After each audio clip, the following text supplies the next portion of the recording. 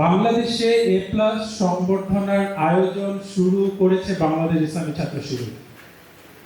ইসলামী ছাত্র শিবির সর্বপ্রথম এ প্লাস সংবর্ধনা যে দেয়া যায়, মেধাবীদের যে এভাবে সংবর্ধিত করা যায়, এই কনসেপ্ট, এই আইডিয়ার জনকই হচ্ছে বাংলাদেশ ইসলামী ছাত্র শিবির। তারাই প্রথম এ প্লাস সংবর্ধনা দেওয়া শুরু করেছিল। আমি যতটুকু মনে পড়ে 2005 সাল থেকে দেওয়া শুরু হয়েছিল। যখন 2005 সালে এ প্লাস সংবর্ধনা দেয়, তখন আমি ভলেন্টিয়ার হিসেবে, যে যারা এখন ঘোরাঘুরি করছে, আমি এরকম ভলেন্টিয়ার হিসেবে ঘোরাঘুরি করছিলাম। এবং 2006 সালে আমি নিজেই অনুপ্রেরিত হয়ে আগে এ প্লাস যখন পাই, গোল্ডেন এ প্লাস, আমি তখন এখানে বসেছিলাম। আর আজকে আমার এই স্টেজে উপস্থিত আমার শ্রদ্ধেয় শিক্ষক, আমার তৎকালীন ভাইস প্রিন্সিপাল, আমার অত্যন্ত শ্রদ্ধেয় শিক্ষক মফিজুদ্দিন হুজুর এখানে বসা আছে। এটা আমার জন্য অনেক বড় গর্বের একটা বিষয়, আমাদের একটা দিন।